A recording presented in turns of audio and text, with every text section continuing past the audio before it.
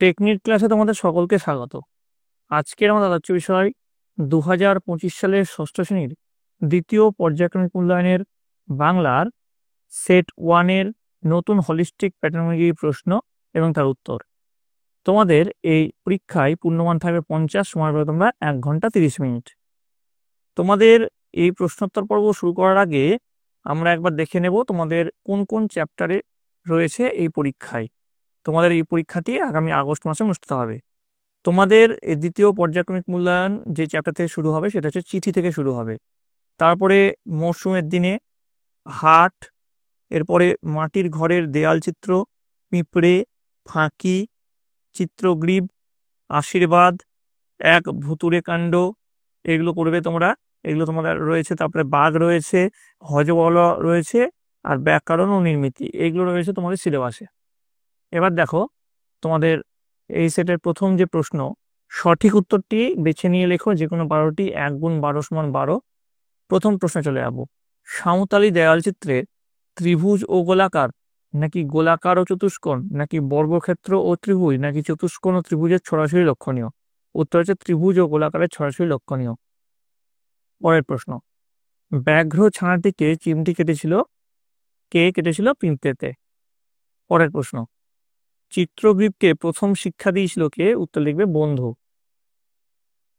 পরের প্রশ্ন, দেওয়াল চিত্র এঁকে থাকেন গ্রামের কারা? পুরুষেরা।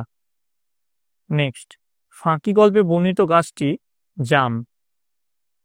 পরের প্রশ্ন দেখো, পাখির জগতে দুটি মধুর দৃশ্য আছে, এখানে দুটি হচ্ছে পূর্ববাচক শব্দ। পরের প্রশ্ন, কোটি অনুসর্গে কোনটি অনুসর্গের দৃষ্টান্ত নয়? তো এর মধ্যে কোনটা হচ্ছে? পানে। পানে অনুসর্গের দৃষ্টান্ত নয়, ঠিক আছে, এটা কোনটি হবে? পরের প্রশ্ন, কোনটি বিদেশি উপসর্গের উদাহরণ? উত্তর হচ্ছে আন। নেক্সট, কোন রূপটি ঠিক নয়? উত্তর হচ্ছে উনি যোগ সে।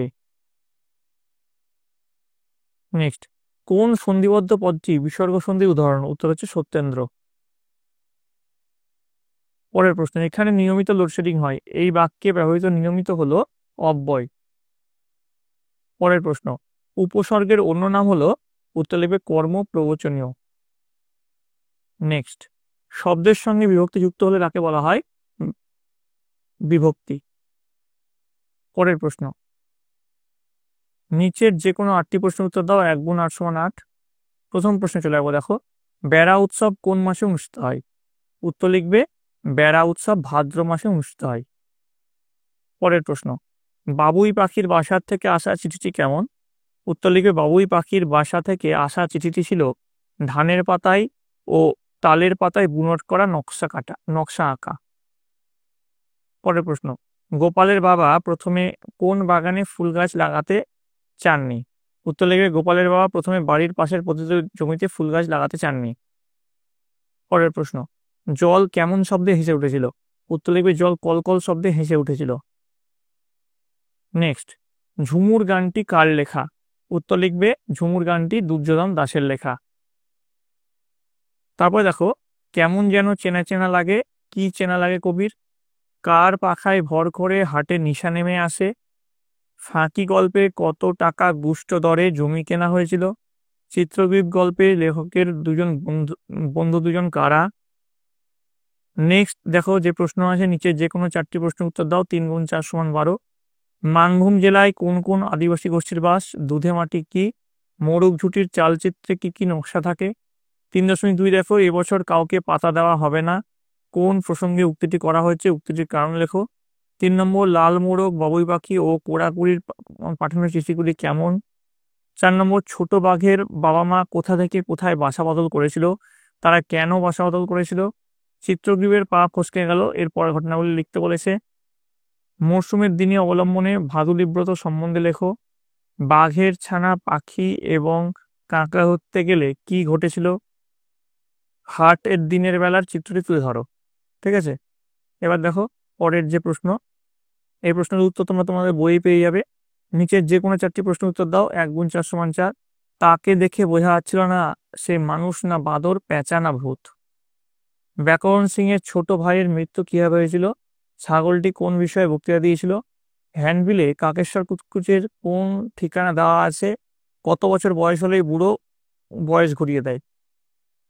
পরের প্রশ্ন, নিচের যে কোনো দুটি প্রশ্ন উত্তর দাও। 3 × 2 = 6। ছাগল তার বক্তৃতায় নিজের নাম সম্পর্কে কি বলেছিল? 1+2। এটি একবারে সম্পূর্ণ মিথ্যা কথা, বক্তা কে? তার এমন বক্তব্যের কারণ লেখো। 5.3, একটা চমৎকার গল্প বলবো।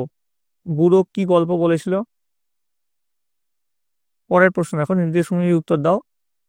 প্রথম যে প্রশ্নটা আছে দেখো কি আছে, পত্র রচনা করো যে কোনো একটি। 4 × 1 = 4। বিদ্যালয়ের সম্মুখের রাস্তাটি সংস্কারের আবেদন জানিয়ে অঞ্চল প্রধানকে একটি চিঠি লিখতে বলেছে। বার্ষিক পরীক্ষার মান জানিয়ে বাবাকে একটি চিঠি লিখতে বলেছে, যে কোনো একটি করতে বলেছে। তারপরে দেখো, অনুচ্ছেদ রচনা করতে বলেছে যে কোনো একটি। 4 × 1 = 4। বর্ষণ মুখর বাংলা আর আদর্শ বিদ্যালয়। ঠিক আছে, এইগুলো বলেছে অনুচ্ছেদ রচনা। তো এই গেল তোমাদের ষষ্ঠ শ্রেণীর দ্বিতীয় পর্যায়ক্রমিক মূল্যায়নের বাংলার প্রথম সেটের প্রশ্ন এবং তার উত্তর। তোমাদের যদি এই ভিডিওটা ভালো লেগে থাকে অবশ্যই একটু লাইক করবে, বন্ধুদের কাছে অনেক অনেক শেয়ার করবে। আর এর পরবর্তীতে তোমরা কোন সাবজেক্টে প্রশ্ন চাও সেটা অবশ্যই কিন্তু কমেন্ট লিখে তোমরা জানাবে। তোমরা সকলে মন দিয়ে পড়াশোনা করো, তোমাদের যে চ্যাপ্টারগুলো আছে সেগুলো ভালো করে পড়ো। তোমাদের জন্য আমি চ্যাপ্টার ওয়াইজ যে প্রশ্ন উত্তরের সাজেশন সেটা খুব তাড়াতাড়ি আমি নিয়ে আসছি, তার জন্য তোমাদের সকলকে কিন্তু এই চ্যানেলের সঙ্গে যুক্ত থাকতে হবে। তোমরা সকলে ভালো থাকো, তোমরা সকলে সুস্থ থাকো।